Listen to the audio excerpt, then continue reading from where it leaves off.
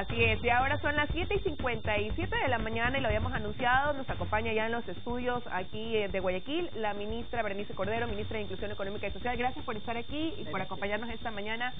Bueno, y era importante mantener este diálogo a propósito del decreto que se acaba de emitir, que da paso a algo que anunció el presidente Lenín Moreno en su discurso el 24 de mayo, ¿no? Y tenía que ver con una ampliación de cobertura del bono del desarrollo humano, una cobertura que llega ahora a más personas, incluso de la tercera edad. Así que cuéntanos un poquito, ministra, cómo se da ya la ejecución de esto que era un compromiso.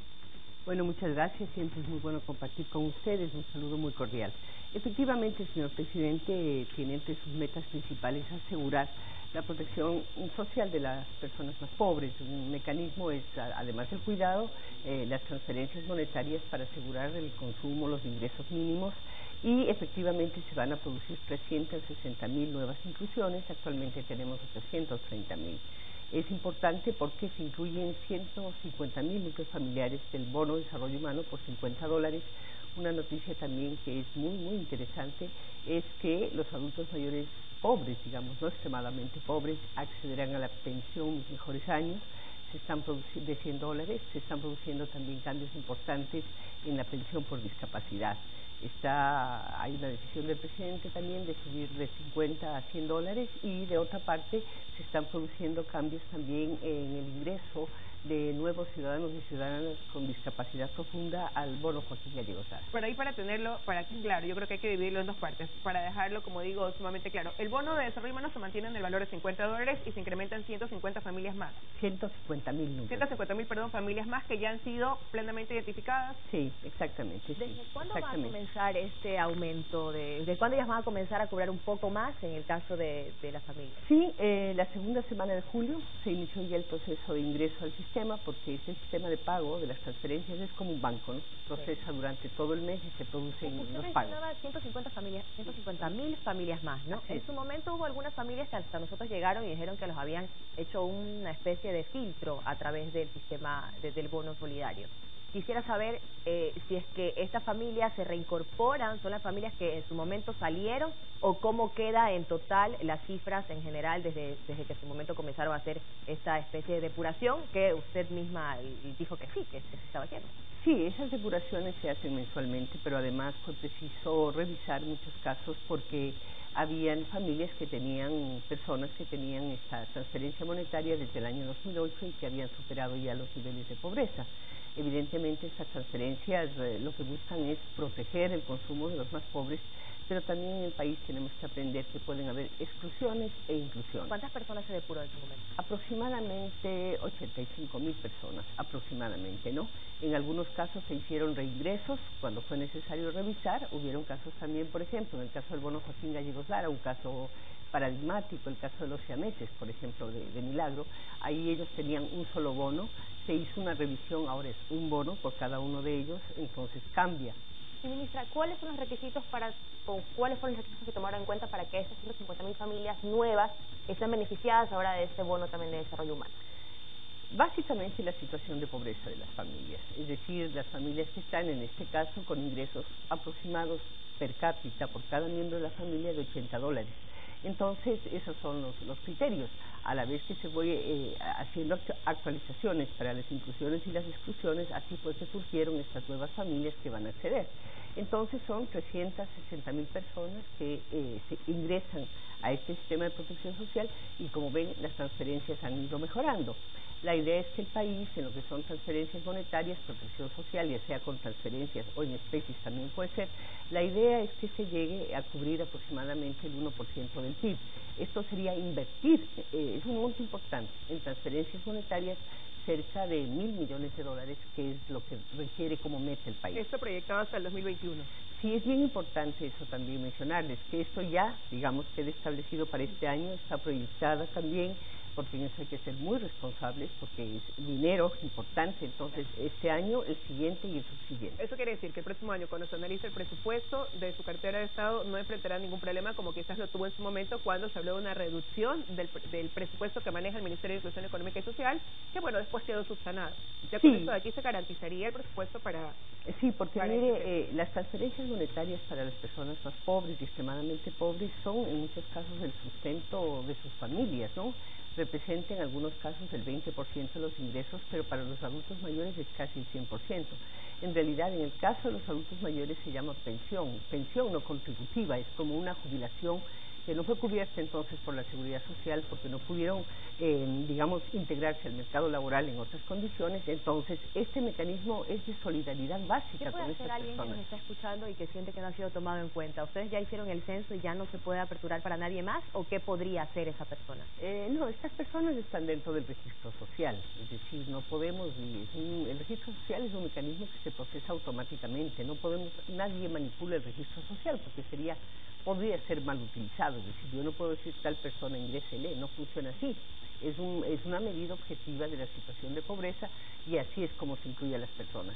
Entonces, a mí me parece que en estos momentos de restricción fiscal, de dificultades, todos los ecuatorianos sabemos que tenemos dificultades, haber incorporado estas nuevas personas, estos nuevos ciudadanas, a la protección social es un paso importantísimo además para protegerles de cualquier tipo de shock externo, de dificultades económicas que eventualmente están afectando a las familias en el Ecuador. Sin duda se convierte en una buena noticia. En el caso de los adultos mayores quizás lo ideal sería un trabajo conjunto, a lo mejor con la cartera de salud, porque son temas también que van de la mano, ¿no?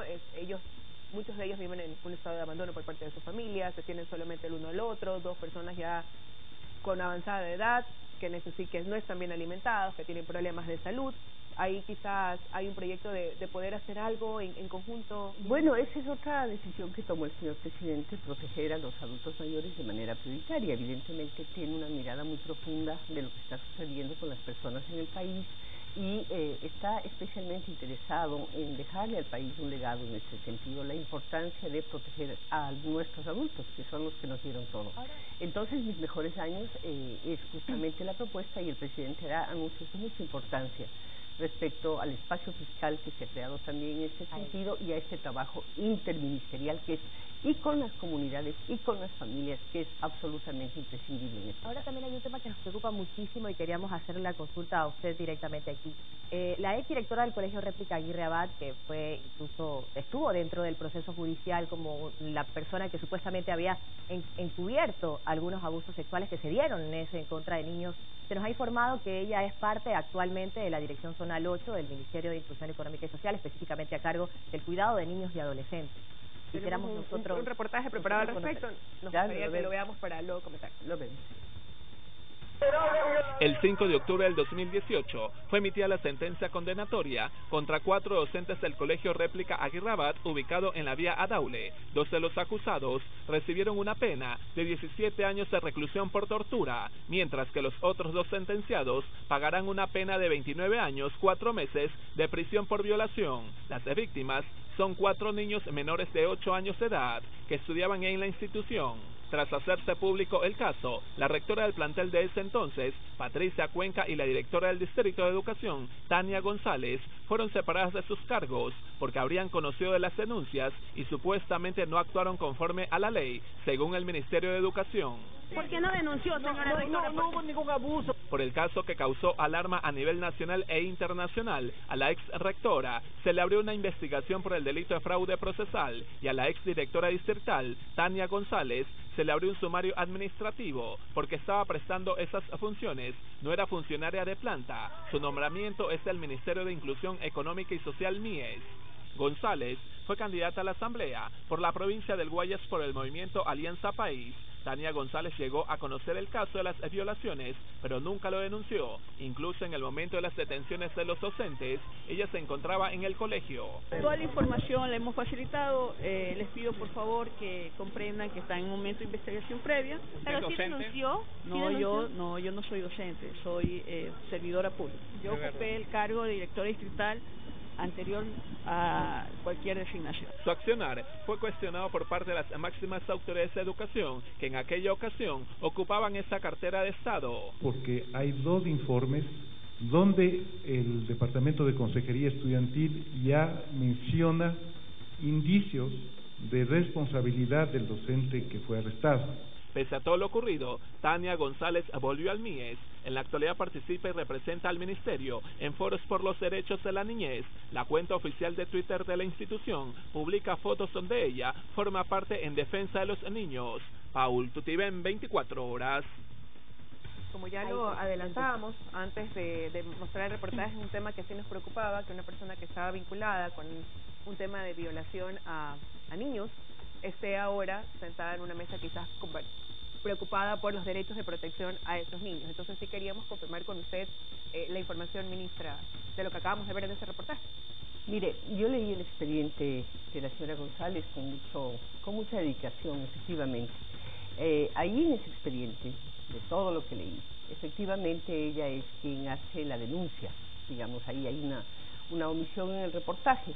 Ella recibió, digamos, todas las sanciones. Pero hace la denuncia, ¿puedo interrumpir un poco? Porque sí, nosotros formamos parte de esa investigación. Ella hace la denuncia luego de que los padres ya salieron a protestar y ya salieron a decir ante los medios de comunicación lo que estaba pasando. O sea, después de una presión que existió es que se hace una denuncia y por eso directamente los cuestionamientos iban hacia ella, porque en su momento los padres decían: fuimos hasta el distrito y ahí no hubo una respuesta, y eso se sabía en el distrito porque incluso hay documentos que muestran que ellos hicieron denuncias. Los padres decían que en su momento no se les prestó la atención oportuna, sino hasta que esto quedó evidenciado a la luz pública cuando hubo una reacción por parte de ella, pero que esto ya venía siendo denunciado sin haber la reacción, como digo, oportuna y de protección por parte de quien tenía que hacerlo, que era ella.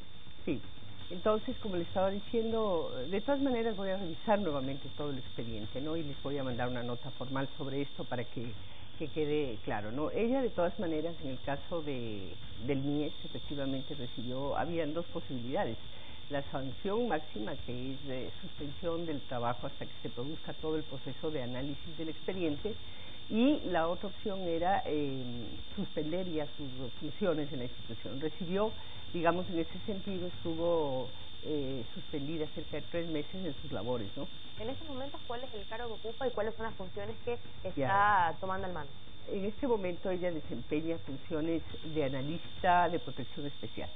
Se relaciona a niños, niñas y adolescentes. Ella se relaciona con temas, por ejemplo, como efectivamente abuso sexual, violencia, trabajo infantil, acogimiento institucional de niños. Ahí se entiende un poco el malestar por parte de los padres de estos niños que están pasando por un proceso judicial y que justamente fueron hasta el despacho de ella y que aseguran que en su momento no hubo una respuesta, y luego sí nos sorprende observarla enfrente justamente de ese tipo de derechos para los niños y la protección para los niños. Pero recojo la observación. Y nos quedamos con su compromiso de hacer una revisión de este caso. Totalmente.